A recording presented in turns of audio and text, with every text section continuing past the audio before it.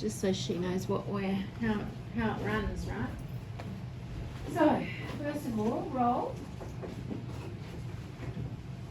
You're going to tell me who you are and your favourite breed of dog. I'm Jasmine. Favorite breed is Whippet.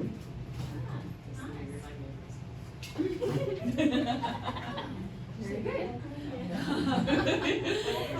Stop it. A Whippet? Whippet. I like that. Whippets. Yes, a bit anxious.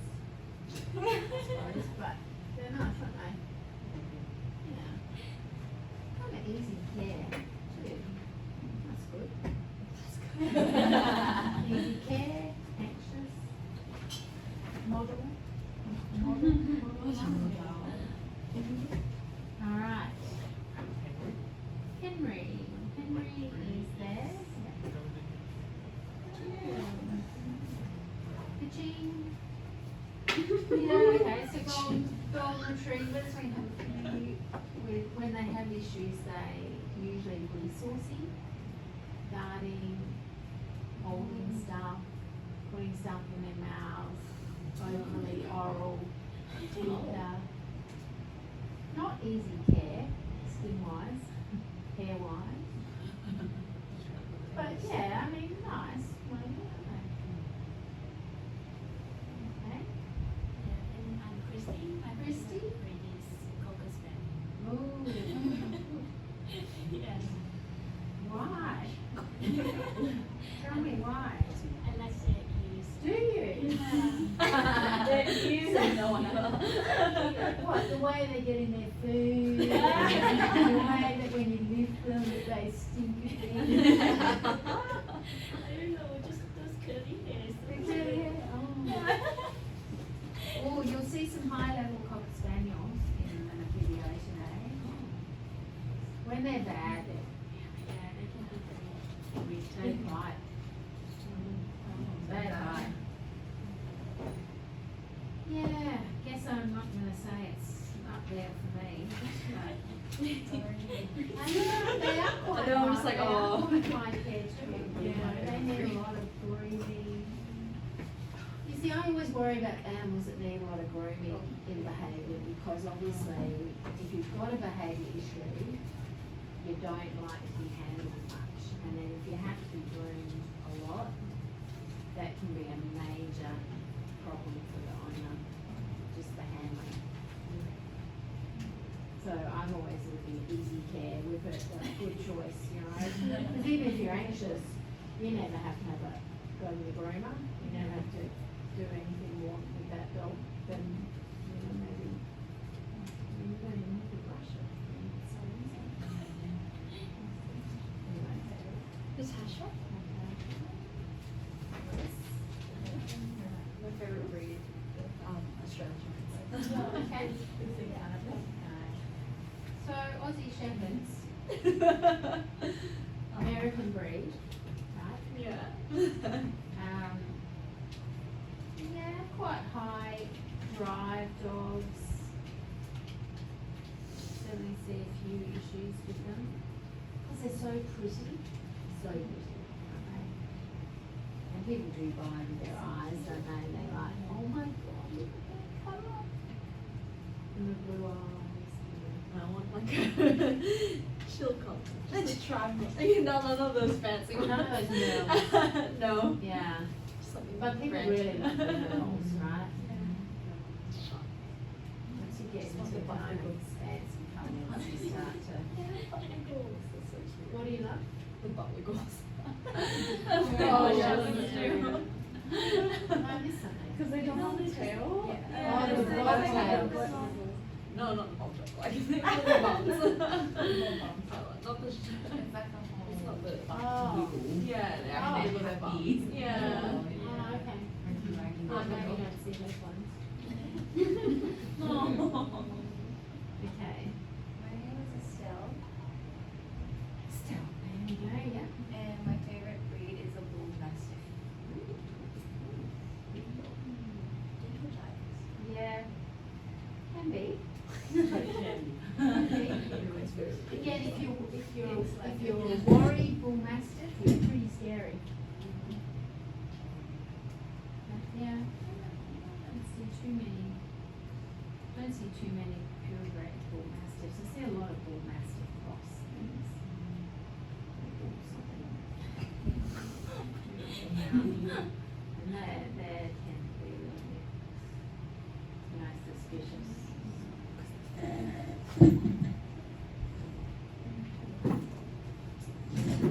Okay, Michelle Francis. Yep. Yeah. Yes. Everyone is We've silent. We've already talked about this branch here, girls, that was entering. Yeah, when they're good, they're great. They're very whiny. So whiny. I could bear that myself. My dog doesn't Talking do that. It's just so, Nobody's next to you. yeah, needy. Needy, so needy. Yeah, and again, quite a lot of maybe genetic anxiety or something in the breed, along certain lines or something. You certainly see, here we'll see kennels overrepresented, certain kennels overrepresented. Oh, kind of like breeders? Yeah, particular breeders where I see it on the questionnaire and I go, oh, okay. That's why, you know. Yeah, okay. Rachel?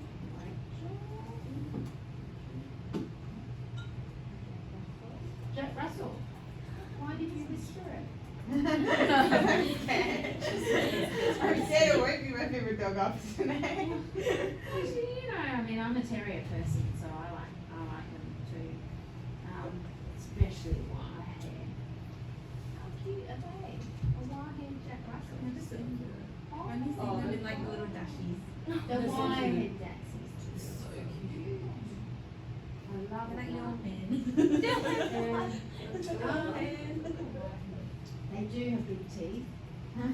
So when they bite, they mean it. Lots of terriers mean it when they bite, I think. So, yeah, they're good. They bark, they're good. It's their joy. It's their go-to, barking.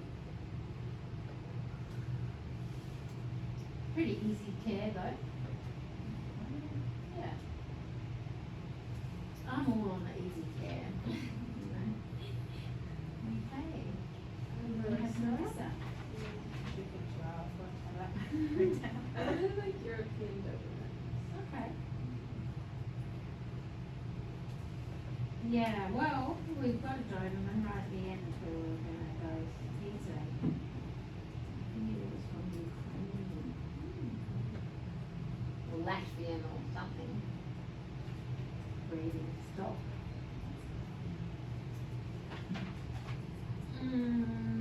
Quite a few issues in the Dobies, I suppose, too.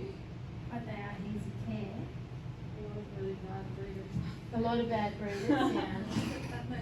But I like them because they're so intelligent and so loyal. Yeah. But Yeah. yeah, they are. And when they're beautiful, they put their head on you and they just want to be around you and they're really sweet. So what happened to Thomas Daniel? Oh, he is now in the He's not in it, okay. Let's just put a big line through him. So everybody who should be here is here. Okay. Cool. So how today is going to work is, whatever the time is now, we're going to go to about 10:30. Going to get coffee. Someone's going to get their coffee in the bag. Very important. From here to coffee, we're going to go from big brain in. The whole idea meaning that you can use your knowledge in every consult and in every canine thing you do, really, understanding your emotionality, right? By lunchtime, we will have gone deeper and deeper so that we're talking about the neurotransmitters and the medicines and how we're going to use medicines to actually target the problems that we're dealing with. By the end of lunch, we want to have understood the medicines. Not that many medicines to know a lot about, so that's good. But we want to get you kind of confident enough to be able to prescribe at least some basic behaviour meds, right? And then after lunch, we're going to look at aggression and aggression risk and do some pieces around aggression. Just so, because obviously you'll come up against that and you'll be the first port of call, perhaps for bites. And I don't want you knee-jerking into, put the dog down. Not necessarily. So we'll talk about that. And as we go, what we want is lots of conversation. So lots of questions, asking, lots of stories, whatever you want, right? It is all canine, so if there's specific things we want to know about felines, then you can ask them. But we really don't have enough time to do canines. So we usually finish around 3:30, something like that, depending on how we're going.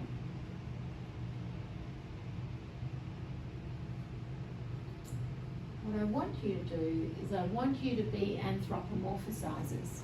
So I want you thinking as if you're a dog. Hey, hey.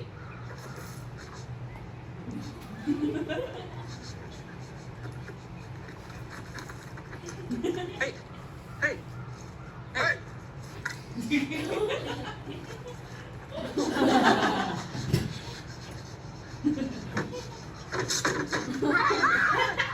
Aussie Shepherd, do you think? What's this guy? Hey.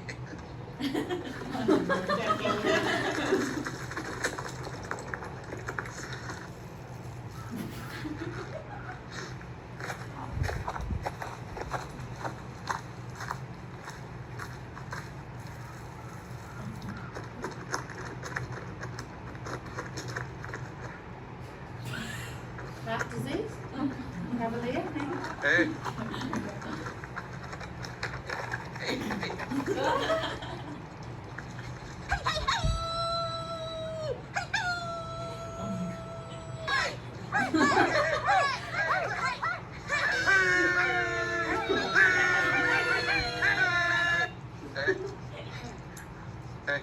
hey.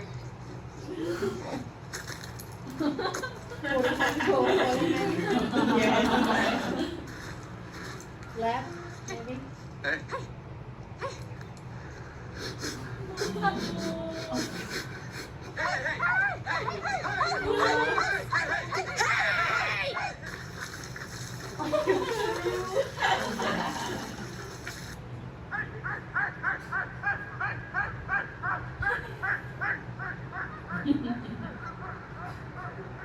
So just remember, it is okay to put yourself in the body of the dog and think, how does the dog feel? Right? I want you to do that. This is our guru, Karen Overall, and she's written a big book. If you're really into behaviour, then you'll probably buy her book. Though it is getting a little bit old now, it's probably a decade old. It's 2013, I think. There's probably not. Oh, well, it's probably something due to come out, a new one. I've shown you this before. What I want you to look at while we're watching this is see how slow the communication is. And when we communicate slowly, that shows that we're thinking. Right? We're not just reacting if we're slowly taking in information and then responding. So this is called the behaviour sequence. So what we've got is we've got lovely off signal of sit. We've got a little bit of a deference turn away here, the eyes turned away. This dog is snarling and lip lifting. And this one is going to show some level of deference. My kind of is slow. Oh yeah, I'm not doing anything, Mama. I'm alright, Mama. Because this is the mother dog. And this is her son. So she might be more tolerant of him than she maybe would be of someone different. And then a little bit of shift of the weight, where she put her weight onto one side to kind of move away from the food a little bit. And he's at the same time moving in closer. But also sitting. Sitting is a real off signal for a dog. It means I'm stopping. You don't see dogs start a dog fight from a seated position, really. And then once we've got hold of the food, then she's going to move away, which is very polite, right? So even though this is a resource worth fighting over, they've got enough emotional control, right, to not. Whereas if you're a patient of mine, that would be a bad idea to have that interaction, right? I feel like that's never how my little brother interact like that. Sorry? It's not controlled or. Well, I mean, you know, often if you've got inter-dog aggression in the home, resources and access to resources would be something that you'd want to manage quite well. So you wouldn't potentially just have a resource and both dogs around it. You know, that would be setting yourself up for failure, right? I mean, clearly, if you've got dogs in a household who all get on, they can share. That's a sign that the resources are plentiful and that the dogs have nice emotional control, right? But, I mean, most dogs are competitive, as we'll see here, right? So this is how street dogs would be living their lives. And it isn't always peaceful, right? I think we need to remember how naturally dogs choose to live. If they're in groups, they will compete for resources. So this back off here with the paw on the shoulder, we've got very upright tails. We've got wagging of tails, telling us what? What does a wagging of tail mean? Yeah, I'm alive. Not much more than that, right? Arousal. What do you think is going on between these two dogs?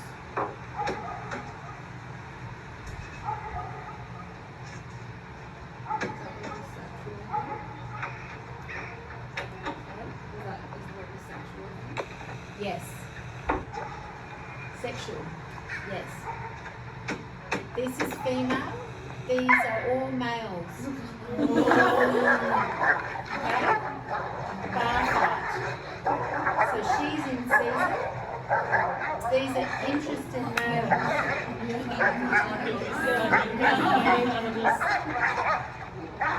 So, it's like violent. What is the aim here, do you think?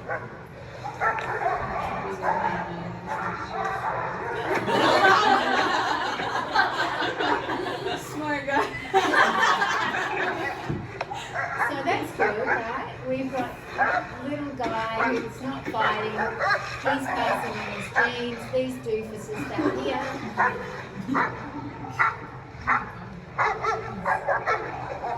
You know, it's really, even though it looks quite violent, and they are hanging on to each other,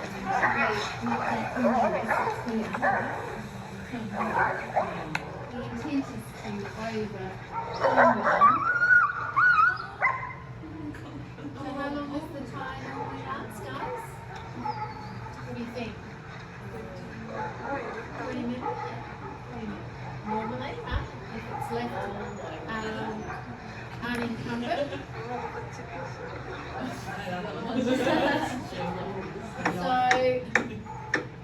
Doofus still back here. It's probably quite a evolutionarily smart thing to do, have this lock, right? Because look how promiscuous dogs are. That mating couldn't last if we didn't have this kind of copulatory lock, right? There's no pair bonding, it's one in, all in, right?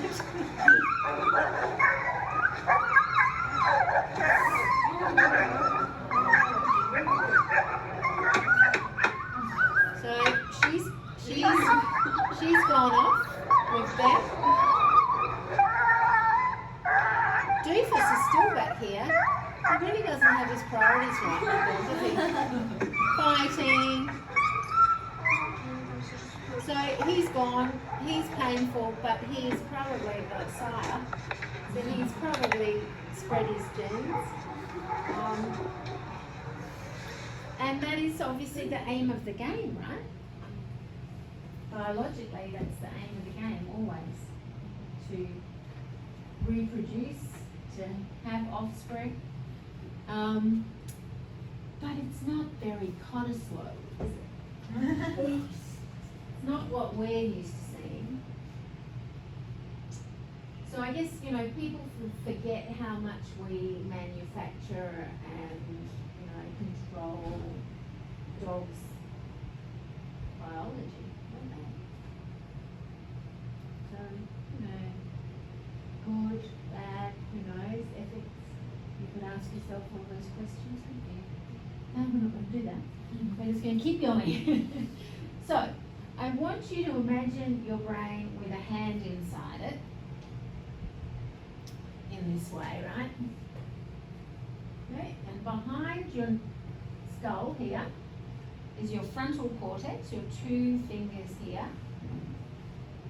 The frontal cortex, remember your neuroanatomy, is where your emotional control is.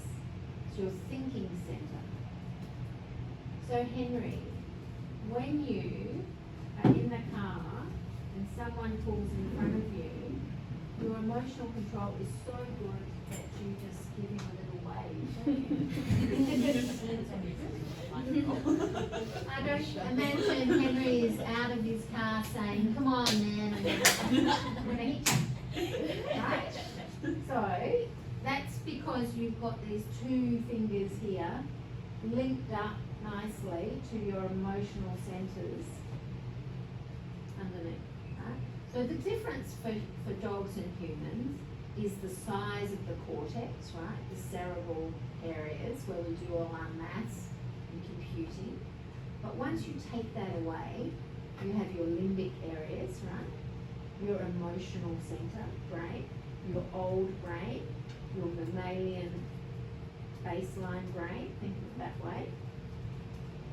And that with dogs is not that different. Okay, or cats or rats or horses or, right? So this is what you need to remember, is that emotional lives are still rich and full for dogs. Then if you take that away, you've got your palm area, which is your autonomic nervous system, right? Things that are going on in the background that are not under your control. Unless you're a yogi master, maybe. Blood pressure, heart rate, respiration, temperature, right?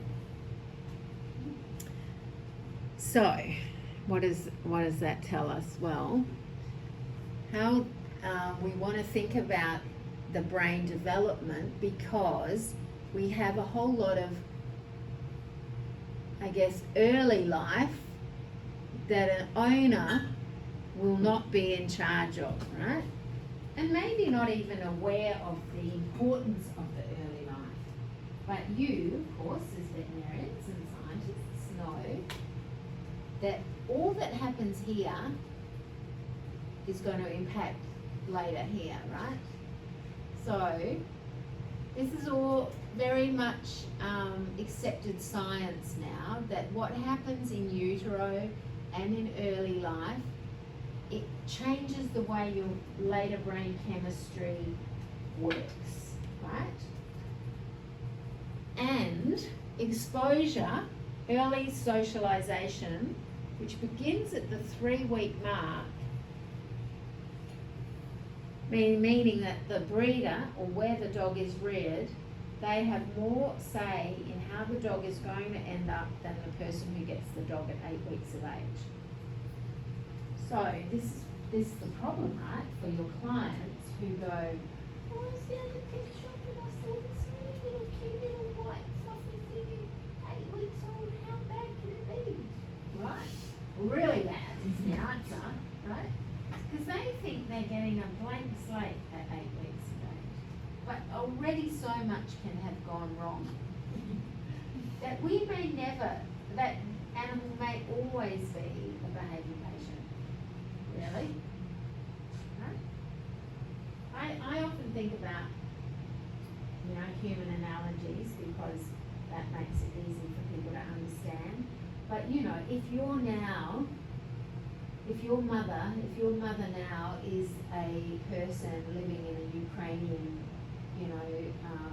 cellar while she's pregnant, dealing with bombs, dropping around her on a daily basis and, giving birth under stress, that is going to impact those children later.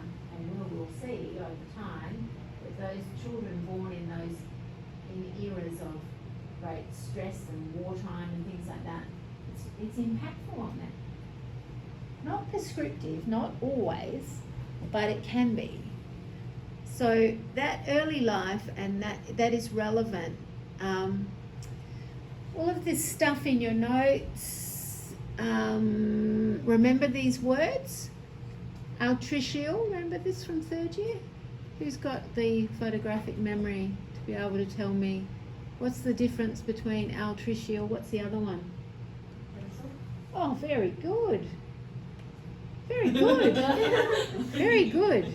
Yes, so an altricial species is a dependent species on the mother for a long period of time.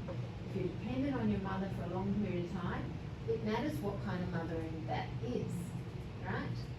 The more precocial you are, the more so much, right?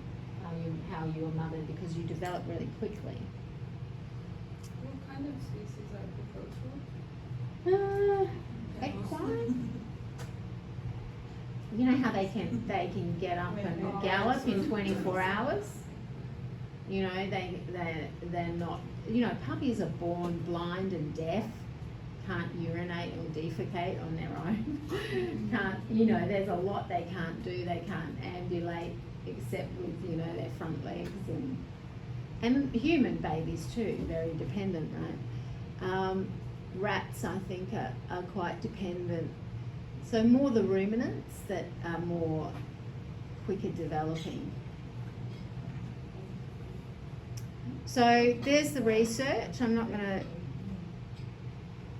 read that out. You can read it yourself. But the whole point of it is that if you are under stress early in life, it elevates your hyperreactivity later in life. So we're often looking, because with anxiety you're looking at both fear and arousal really. We see a lot of what we call hypersensitive, hyperreactive dogs. And they're probably animals that experience stress early in life.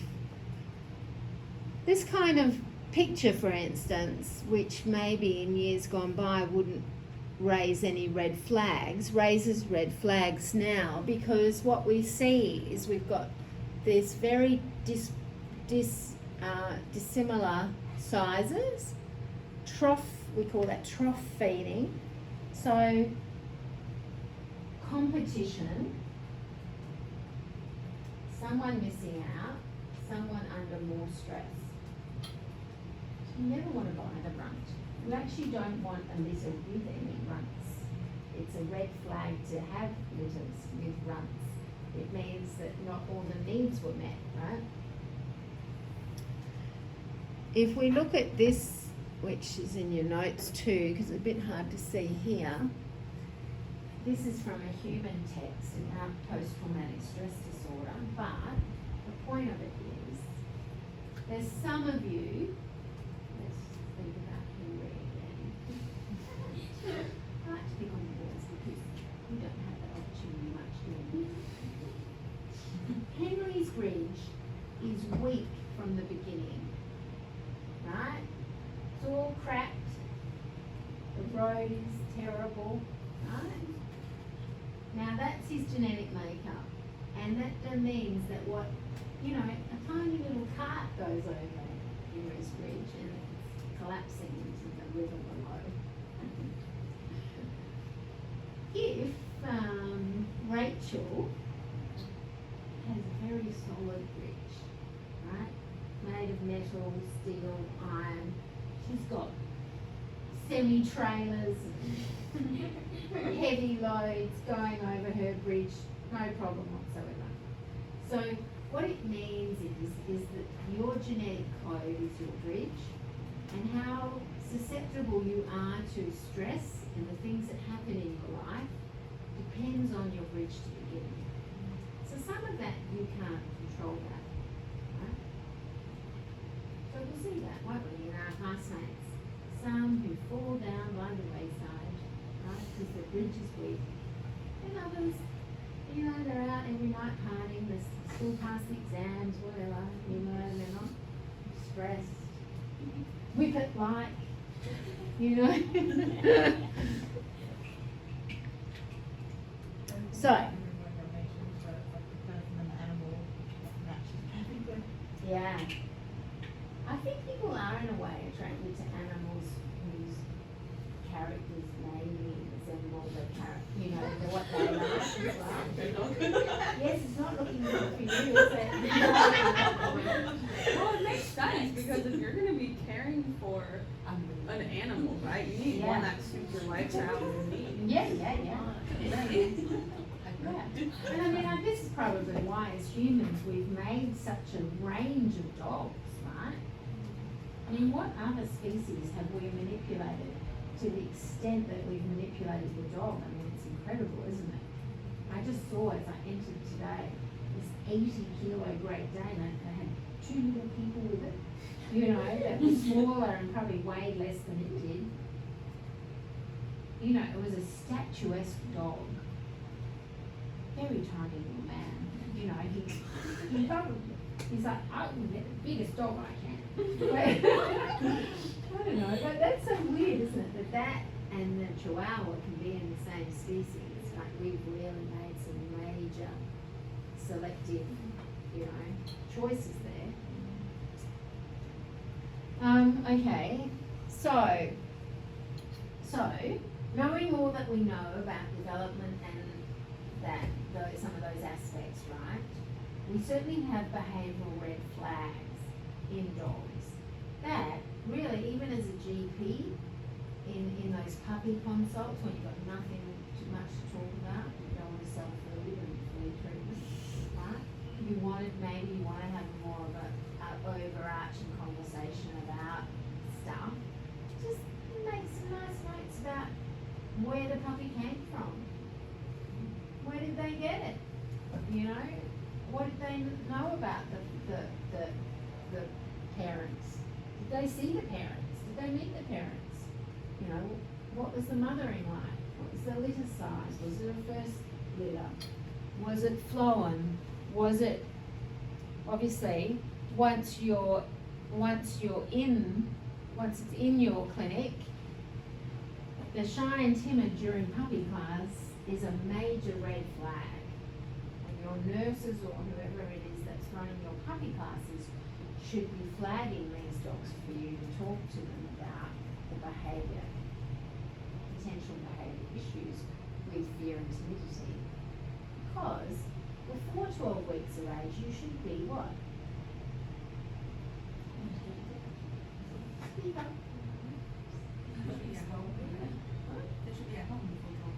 No, we don't want that though. I'm talking. Yeah, we'll talk about vaccination, but I mean, what should they look like in behaviour before 12 weeks? Yes, exploring, curious, goofy, rambunctious, stupid. You know, they should be not hiding, growling, unable to be handled, scared of handling. This is your socialization period when your brain is open. Yeah, tiger, I don't care, ooh, hi. You know, oh, who's that? Ooh. You know, you should be, absolutely. So, if you're not that way, that is a major red flag for future aggression.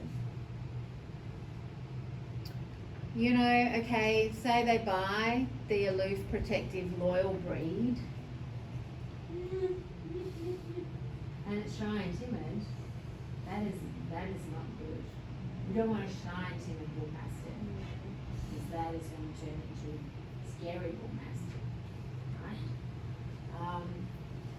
right? But of course, you know, breed descriptors like this type of labeling are just other words for fearful, aren't they? He doesn't really want to communicate with strangers. I mean, you know, that is a type of dog, but you know, it worries me as people choosing that, especially if they then want the dog to be able to distinguish between different groups of people. So say you're a family and you're going to have lots of strangers come to your house because you've got children and you're going to have play dates and all the rest, and you buy yourself a Tibetan Mastiff that is bred for what? What is a Tibetan Mastiff bred for? Guarding Buddhist temples from bears. It's a very big job, right? And you've got to be very independent and think about who you're going to scare away. So they may not be the best dogs, for instance, to have and then expect people to be able to willingly and easily come into your home. I don't think people think enough about that when they buy their, it does look like a lion, Tibetan Mastiff. Have you seen them? Google them. They are like, got this head like this, and jowls and slobber and ugh. Got a picture? Yeah. So again, you know, like a lot of the Asian breeds, that aloofness that they seem to select for. Funny what I did read that actually. There's a Takita that doesn't, so they don't have these muscles here, or Shiba Inu, they don't have the ocular iris something that allow their eyes to make the same expressions that some more Western breeds do, and therefore we find them harder to interpret because they're not giving us a soft eye. You know, they're just like, have you heard that? No, there is something like that. You could Google that.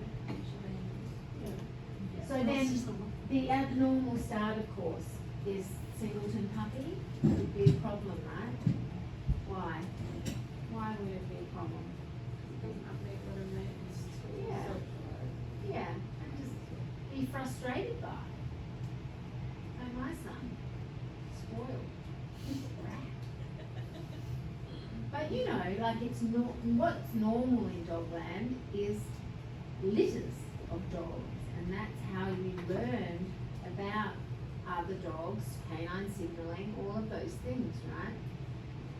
So a singleton puppy, a hand-reared puppy, may be born by cesarean if that means that we don't feed well or something. All of those things can be reasons to be abnormal to begin with. I want you to be aware of things like when the client says, oh, the dog's really mouthy. I don't want you to say, oh, all dogs are mouthy. Have a look. Because if it's like this, angry and hurting, and it's not actually dissipating away, but becoming more intense and more aroused, then it is not normal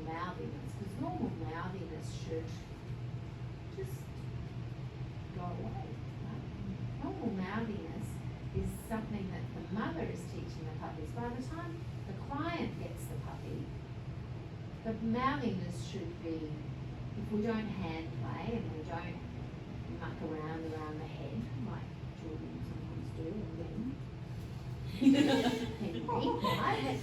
Then, we're okay, right?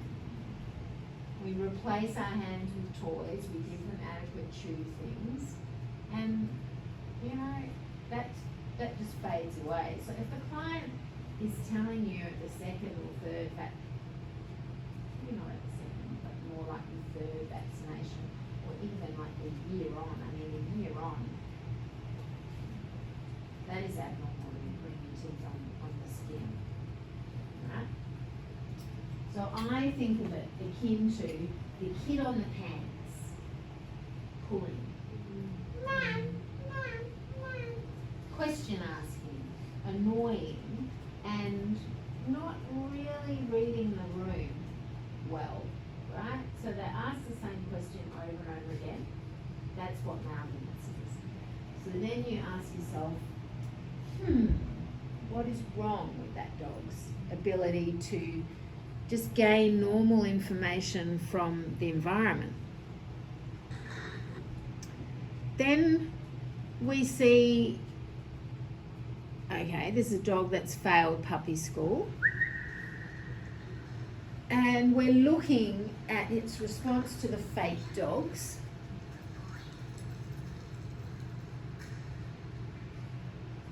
We're about 16 weeks here. Tell me the body language that you're seeing. Upright ears,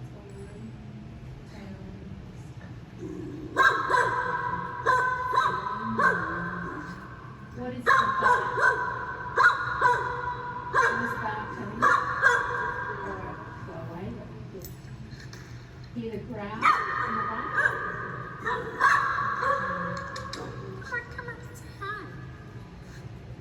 Okay. So you see the hackles? See the hackles, see the wide avoidance, wide birth, displacement, sniffing.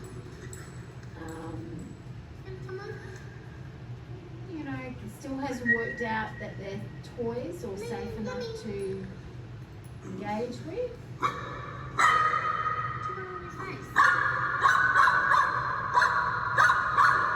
Contact with the human.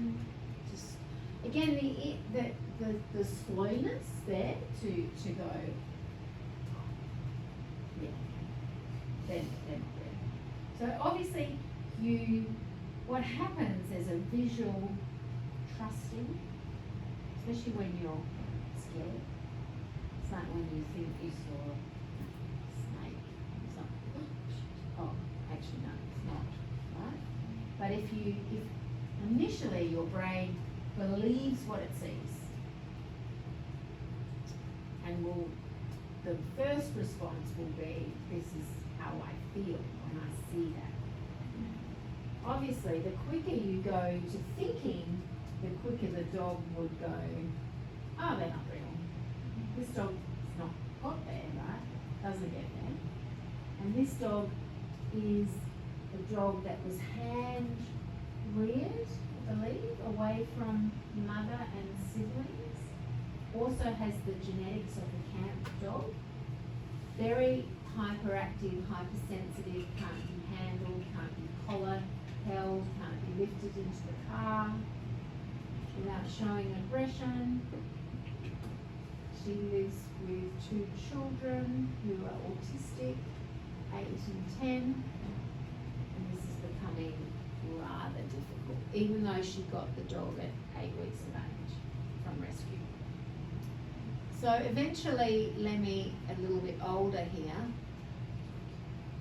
is returned and is back up for adoption. And why I've got this here is I guess because I'm cross. I'm cross when adoption paints this picture of a dog that I guess is really unfair for the next adopters, right? Lemmy is a young boy who's in need of the right home with people who can guide him. Well, he had a great great caregiver. She was already doing, spending money, doing the right stuff, getting the right advice. He requires a fair amount of work put into him so he can develop his personality. Well, who knows what that means. Lemmy has had some anxiety issues previously, still does and will forever. He has a plan in place in regards to training needs, which new owners must commit to and have resources to dedicate to him. What does that mean? It's going to cost you a lot of money for the rest of your life. He is quite the loving, playful pooch for the most part. No. Lacks some confidence with new dogs. In the right circumstances shows that he can learn quickly. That is not true. An experienced owner is best. Well, that's true. He is not suited to children in the home. That's true. But he will be good as a number one companion boy because you will have no friends. I mean, you know, it's just annoying to me that, you know, obviously their job is to rehome dogs, so they're going to push to rehome him. That's their priority. But I think there's a level of duplicity with many rescue ads that don't give the person a realistic picture of what this future looks like. And I don't think clients can read that ad and know what they're getting themselves into. Very difficult for regular Joe Blow humans to know all that you're going to know. And so, you know, it's sad for them. But we see that a lot.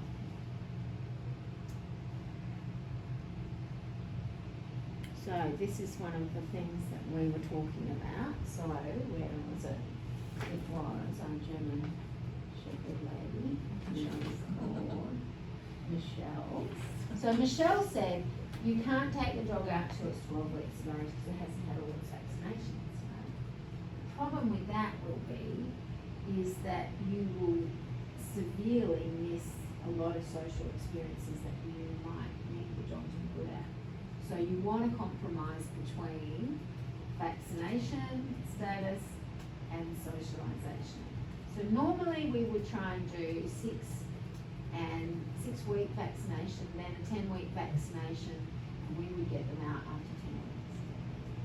And I would want to be doing a lot between the 6 and 10 weeks that were safe. But it depends where you are, it depends what your car-based status is and all of that kind of stuff, right?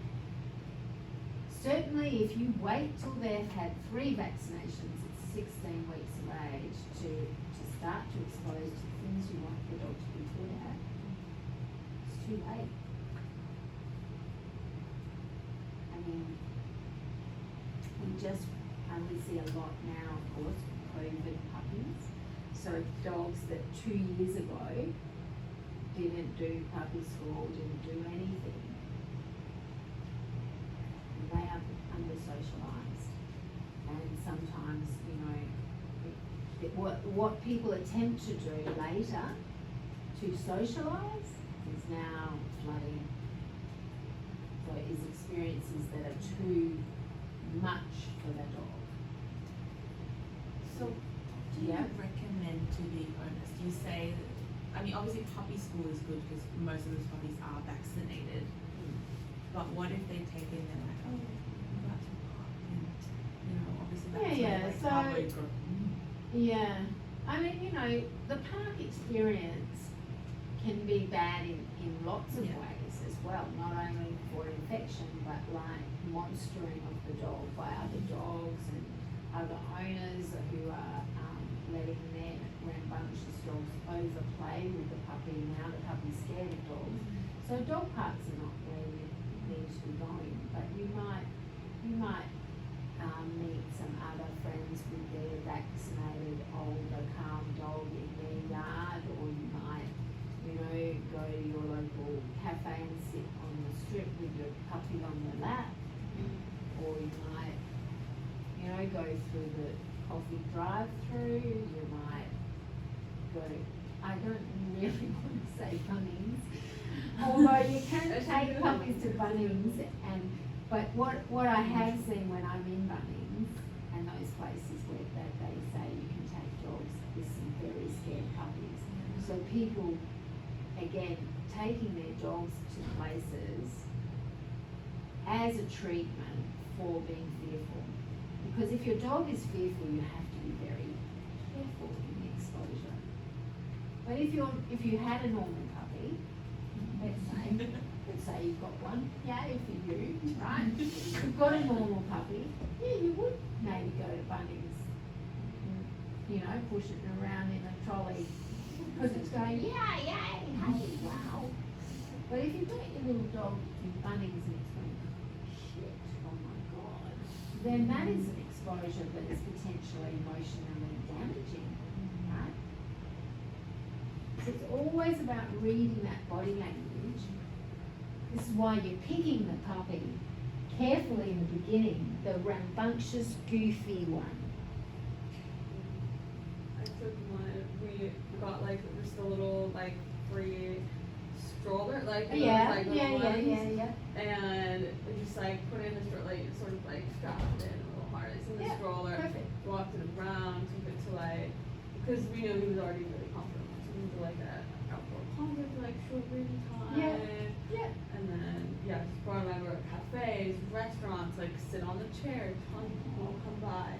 But he never really touched the ground, so. Yeah. So that, you know, there are lists of socialization experiences that clients can tick box off. Again, I just be cautious about flooding. Sometimes we do see people that have got a lot of good intention and they actually, you know, because their puppy is already an outlier, they overexpose. So it's getting the balance right. That's why it should be what we call puppy's choice. So, I mean, even though that's good what you've got going on there, the ability to actually make the encounter and then move away from the encounter is also really interesting, useful information. Because if the dog doesn't choose to engage and people are engaging with it, then it can learn that I have no control over that. Maybe I need to take control. I've seen it explained as like, ideally from an immune perspective and from a harbour perspective, you want to wait for the flu vaccination. But from a social perspective, there's a whole point between the flu vaccinations, they want the one and then they want the booster, and sometimes the first one doesn't take effect because of the month's antibodies. So from that perspective, I saw it as, from like immune-wise, you safest is way after the third vaccination, but because they're learning 8 to 18 weeks, and like friends dogs and vaccinated dogs in a safer environment can start socializing, but there is a risk. Yeah. That was the result I saw. I guess if you know, again, the other aspect of the health aspects would be that you want obviously the mother bitch to be vaccinated, well vaccinated, and then she's imparting her immunity for at least the first, you know, good 6 to 10 weeks maybe. Like you say, the first vaccine may not work if the maternal antibodies override the level that the puppy's at. Do I need to tell anybody that you shouldn't scruff them or roll them or hold them on their back? You know that, right?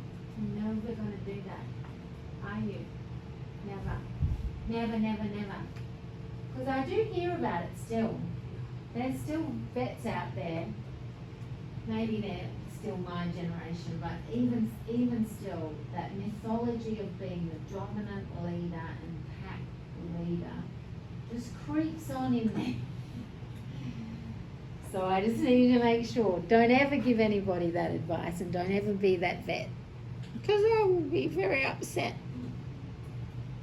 What about within like if they have multiple dogs and there's aggression issues? I've seen that as like, okay, well you can make Yeah, so that you maintain a hierarchy that they have already established, is that what you're saying? Yeah, so if you're Yeah. fighting for a hierarchy, Yeah, I know. There's, obviously, there is a hierarchy potentially in a group of dogs. We're not part of that hierarchy, but they might have a hierarchy where one dog is dominant over the other. But what can happen is that there are different things that one dog is dominant over versus another dog might be dominant over something else. Like, it's not across the board naturally, always. Karen overall kind of doesn't believe in if the, you say the one that is the aggressor is, say, you know, you, in your scenario, you would, to maintain that hierarchy, feed the aggressor first. So what, you know, Or like that's. if they've got both, if they've both got food bowls, but like, Yeah. and they pat the one dog first, or. Yeah, so say you, if you were doing that, it was because you picked up that the one that you're patting first is the one that wants all the attention and is that one, right? But that is all the abnormal one. So in a way, this is what she says. I'm not sure. I try not to deal with it in this way so much, but if you do that, you're in a way supporting that dog to still be kind of pick on the smaller dog, or whatever, not maybe smaller, but whatever the other dog.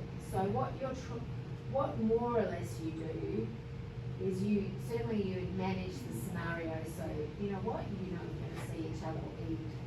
You're going to eat over there behind that door, and you're going to eat over there.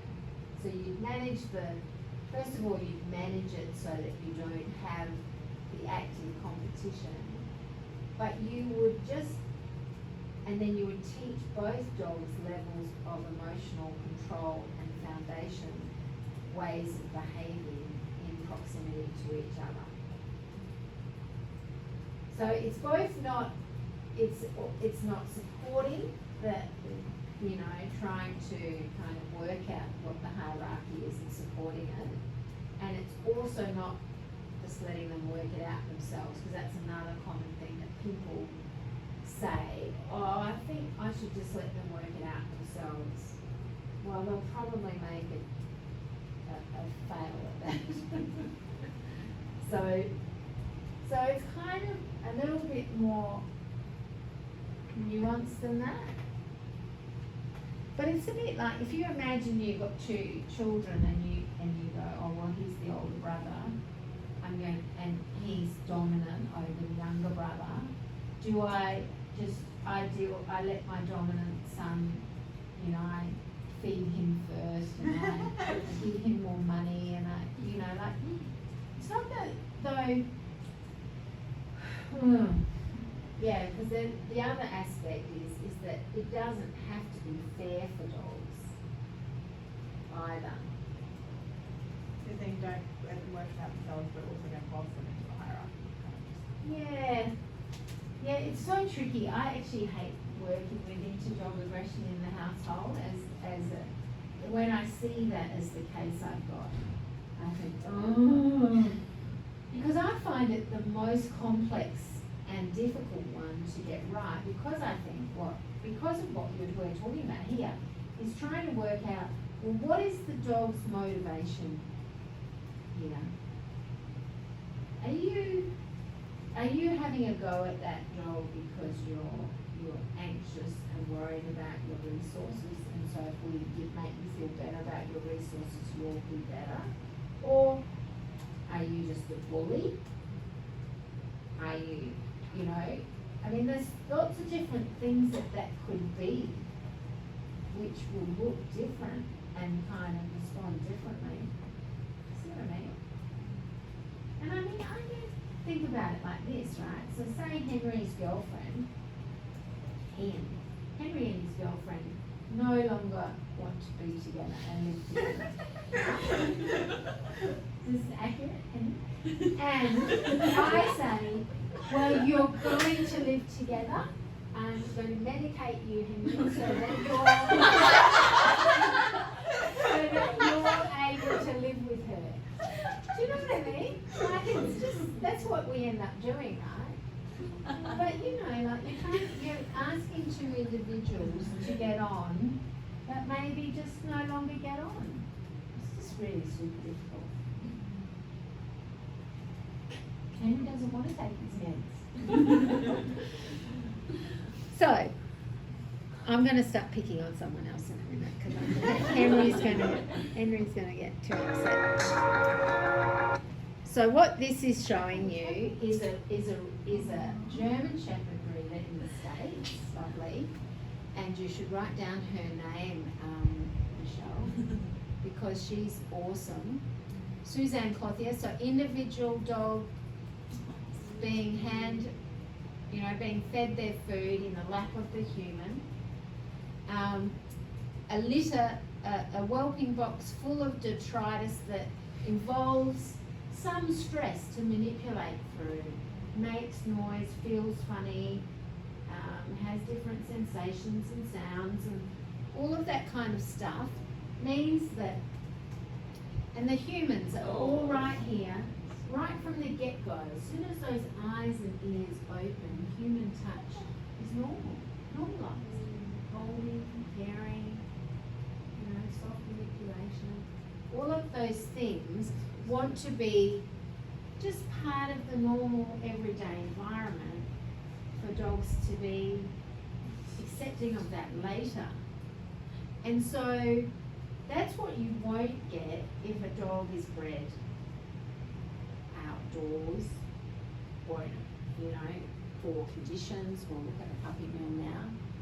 Oh yeah, no, not quite yet. So the good breeders again will be doing individuation training. So prior to leaving the litter at 8 weeks or 8.5 weeks, is a minimum we would say, 8.5 weeks for healthy canine signaling, right? But prior to that very stressful moment of leaving the litter, we're going to start giving them some experiences of pairing and individuation so that it's not as traumatic, right? So a good breeder will be even doing this, where they have everybody's in their own little crate, able to sleep alone, no separation distress ahead of leaving the litter. And this, if you were going to fly a puppy, you would also be having noise of the aeroplane playing while you were doing this, or whatever, So again, good breeders are doing these kind of things, and that makes a lot of, that's when you should be paying a lot of money. Not because it's a cavoodle with blue eyes. So here we go. Rambunctious and goofy is what we want to see. So we've got a mother that's able to be away. She's not confined with them. She's not worried about being apart from them. That's good. And then we've got goofy play. Can you mention the puppy was? So we've got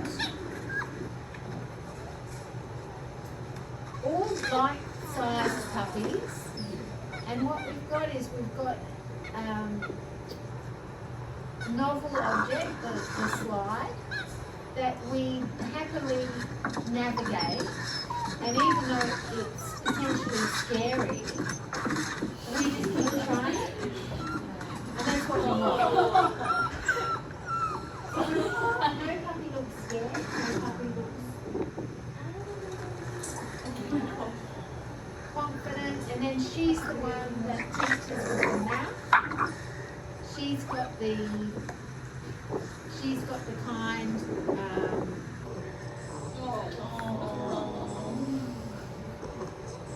see, you're all natural vet students, you're all like, so good.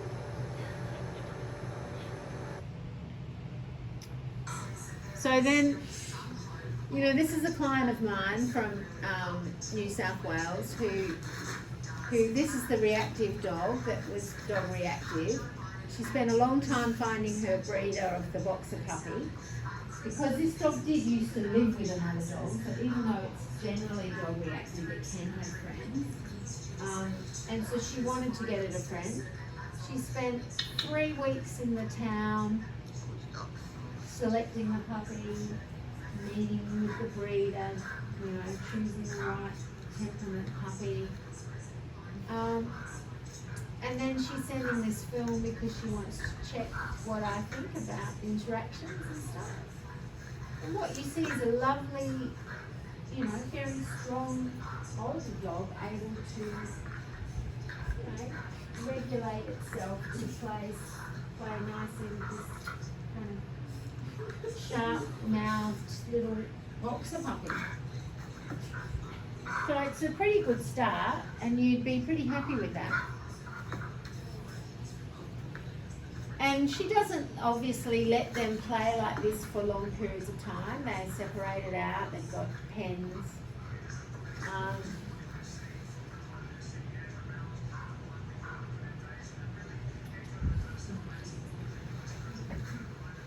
She's very tolerant, isn't she? gentle.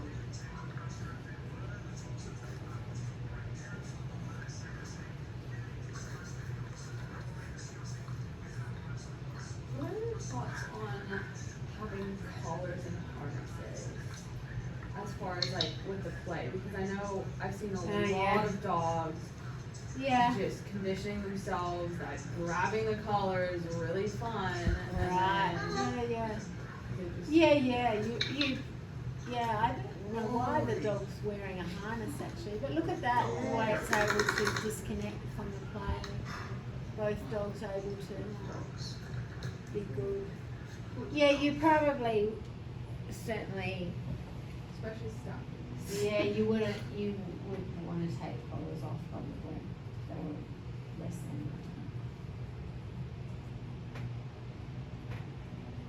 And then I just take it to the park, and then every dog at the park, they're just grabbing the collars, dragging them. yeah. Dogs, other dogs are not gonna like That's that. not cool, is it? Yeah, that's not cool. I mean, that dog, if that was, you know, if that's the client says to me, oh, my dog grabs other dogs' collars at the park, that dog is not going on lead. Like you just, because how else do you stop that? There's no way. You just have to manage that better because that can't be allowed to happen.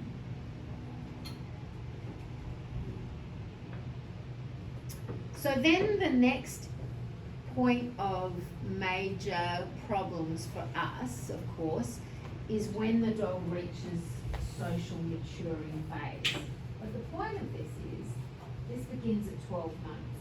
If this dog is ill at 12 months, we'll nearly always find that there's red flags ahead of that. But from the age of 12 to 18 months to about 3 to 4 years, the dog's brain is pruning itself of the bits it doesn't need. Okay, so this is when your genetics gone, statistics gone. What else did you learn that you lost? But you know, you're only remembering now what you really need, don't you? This is why you don't remember your neuroanatomy.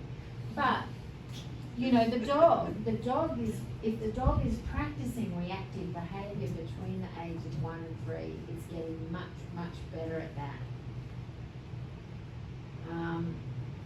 People are expecting the dog to get better between the age of 1 and 3, but if you've got anxiety-related disease, you're getting worse. So that's usually why they end up in our office, is because they're getting worse instead of better, right?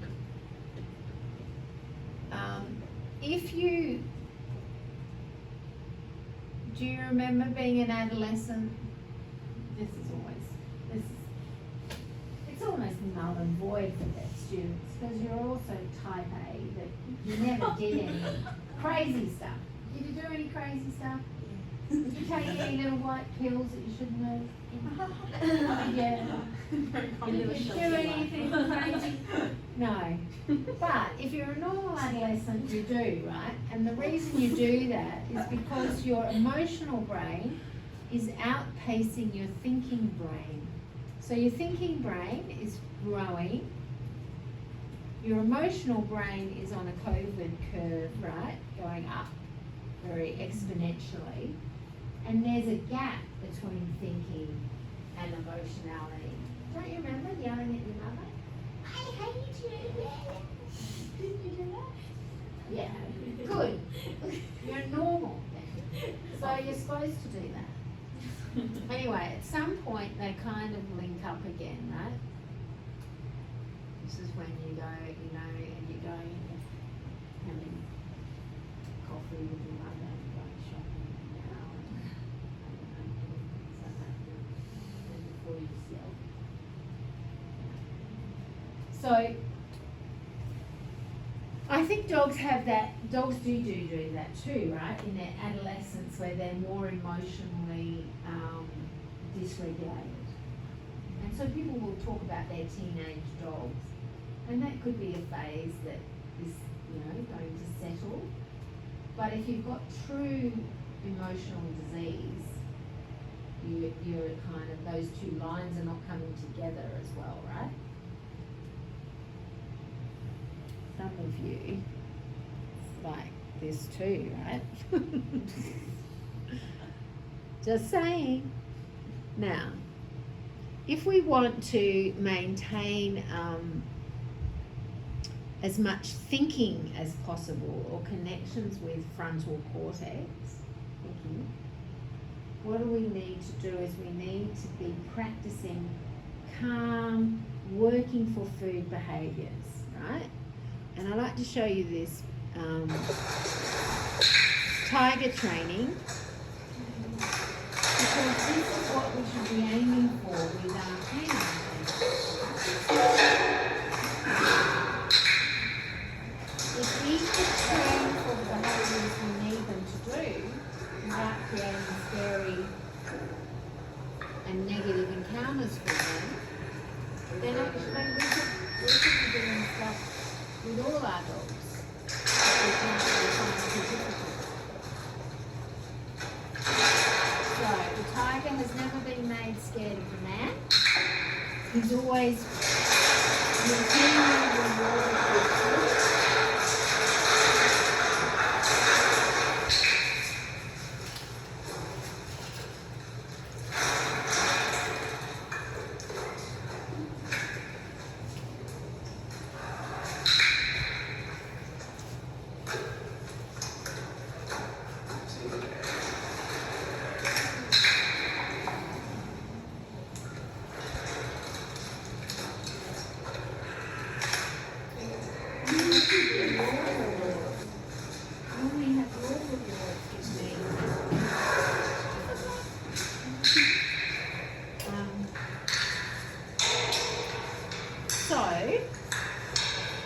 Again, he's very skilled because he's not only doing the training, but he's doing the husbandry as well. Sometimes in some zoos, you'd have the trainer at the head doing the quick treat, while another person was doing the actual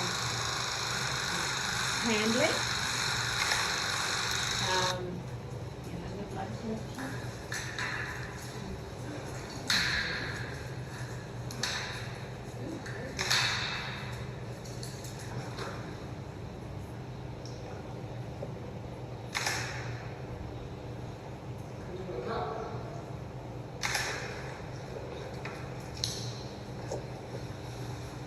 Again, you know, with most stuff that we do with animals, it's actually not painful to restrain them. But when we restrain animals, we force them to panic a bit, right? So if all of these steps are trained, then when it comes to the actual blood taking, it's it's not really any harder than any of the other bits. Because what we're asking the tiger to do is just stay still. And he has a lovely little option, and he has a lovely jackpot here at the end. And he's given lots of food. So keep that in mind whenever you're struggling with an animal. How could I do this better? Right? Does someone know what the little blue area is? Amygdala. Normally you get a clicker for that. You can come in 2 weeks and come and get your clicker. But anyway, normally, yes, for answering that, right? So that is our reactive center. That is where emotional memory is stored. And we want to make sure that that emotional memory is good memory, right? So remember this guy? We talked about him in 3rd year or 4th year, maybe. He did the work on the rats to work out 7 core emotions. What that means, there's 3 ones that feel bad and 4 that feel good. Now clearly, those 3 that feel bad are still life-saving, right? So, Michelle's in a home invasion. She's running up the corridor, and behind her is the invader, yeah. So Michelle, that's the fear. You can feel it. She's in the closet now. Here he comes. She's got the fear going, right? As he opens the closet door, she's got a baseball bat and she's bludgeoning him. Yay for you. Because this is the rage. This is her saving herself. That's good. You never have to do it again. It's the one terrible thing that happens in your life. And you got through it. You saved yourself. You saved your family. Yay, right? So that's what you would hope with these negative emotional states.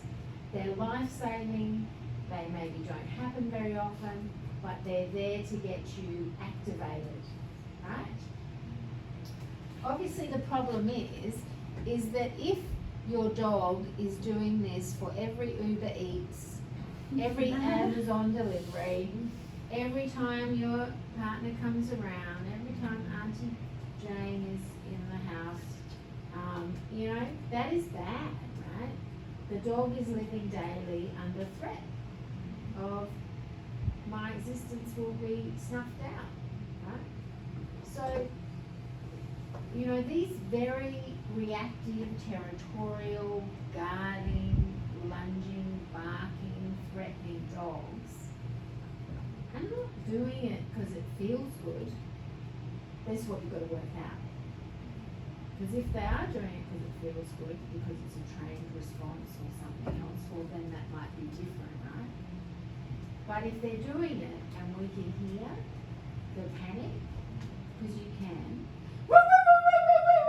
right? You hear the panic, right? Or the growl, or the high-pitched frustration, then it doesn't feel good. So they always think, what is the motivation? Does it feel good, like these, or does it feel bad? If this, we're worried about their quality of life if it feels bad. So there's, because there's some levels of barking, right? And you would know it with Rachel with the Jack Russell. Chihuahuas, right? And there might be barking and actually, or even some of the German Shepherd barking when you come home. You know, they're talking to you. And, you know, I'm not stressed, I'm just, you know, I communicate this way and blah, blah, blah. you know, we have to accept a certain level, don't we, of noise from dogs that we've selected to bark. But, you know, there'll be different kind of sounds made by animals in these negative emotional states. So you want to really hook into that. So if someone complains about barking, you need to hear it really. Or if they're good at, imitating, give me the bark, you know, because you want to hear it. Right? Because Lemmy, for instance, barking at the deep boys, you can hear the growl. I was trying to do it, but right. So, positive emotional states is what we're after. These two we actually take away from dogs mostly, especially in Cottesloe, right? Lust and care. We don't have very many unsterilised animals, so they only have the opportunities for seeking and for play. So play could be engagement with humans or other dogs or other animals, other species, and seeking is working for food. So they're the things that we have to work with in terms of making the dog's life better. So we've just got a couple more before we go for morning tea. So, this is a dog seeking, who's never done any seeking before, right? When you feed the dog, do you do any enrichment with the feed? Do you do any puzzle toys or? No, we don't. Just in a bowl? Yeah, just in a bowl. Okay. We make him sit. Okay, we tell him to stay. Spuddy. Spuddy, look. Can you find these? I don't want those. You want him, don't you, Rachel? He wants the chicken. I do. I don't Not as much of a fan as a lot. He's so cute. I don't know what he is. He's so cute. I like him. Look at him. I take that home. So never search for food. Doesn't know what he's doing. He likes the chicken, but as soon as you disguise it just under the towel, I don't know what I'm doing. I'm a twit. So, you know, just because of lack of exposure to work, really. Oh, well done. Ooh, good boy. Big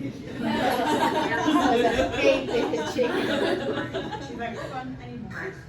So see how he's looking to me for solutions and answers and everything? To locate food, it's going to be helpful for him in increasing reactivity and decreasing anxiety.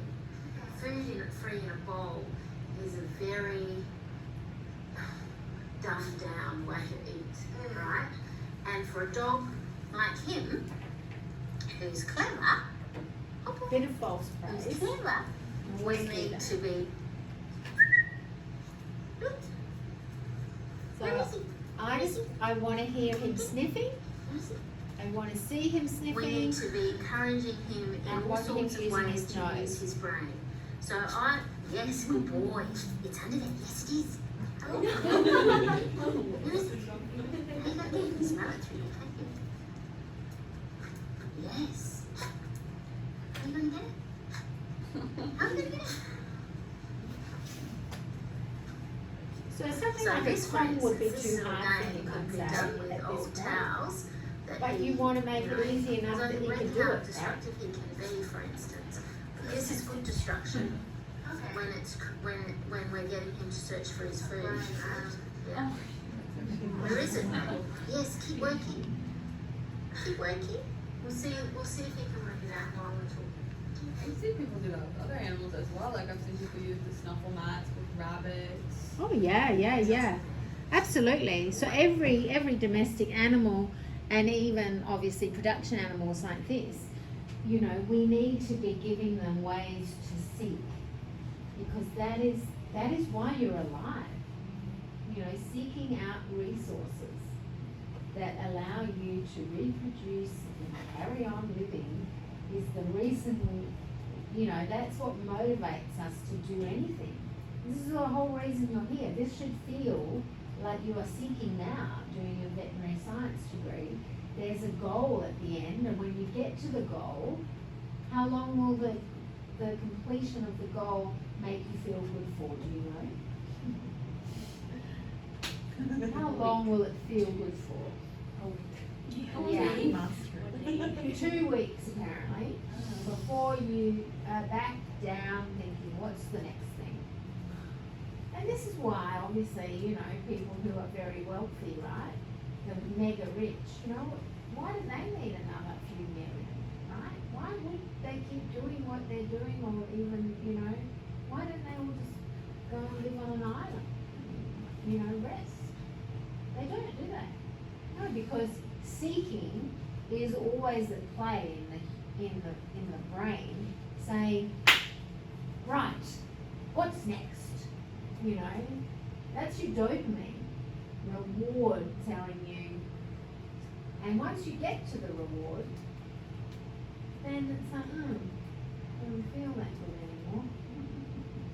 So this is why it's a bit of a fake thing, I think, when people are always like happy or looking for happy. I want to be happy, and then when I get to happy, then I'll be happy.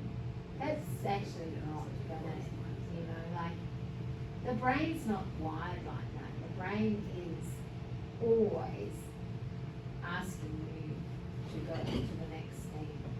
So that's why you shouldn't worry if you're unhappy. That's a normal human state. You know, to a degree, if you know what I mean. Like focusing on the progress versus the outcome.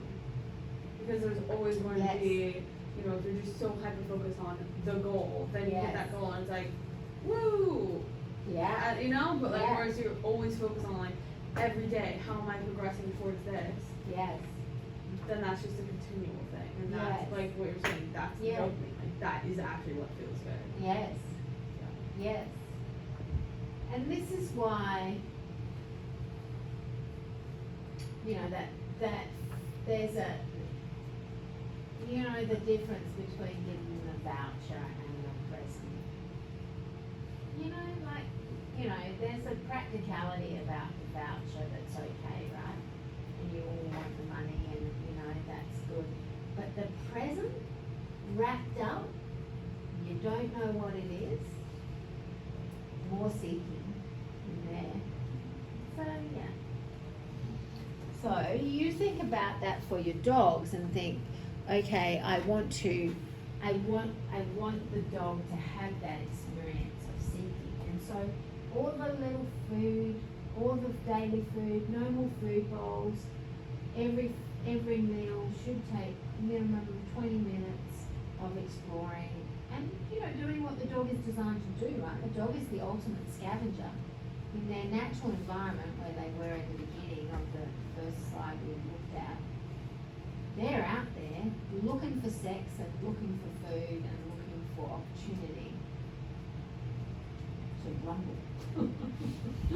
But, you know, that's what drives them. So if we're going to have them in our homes and our yards, we want to allow them those opportunities to search for food, because that's the good, safe thing that we do. Right. So I think a good time for a cup of coffee, because this is end of slide part 1.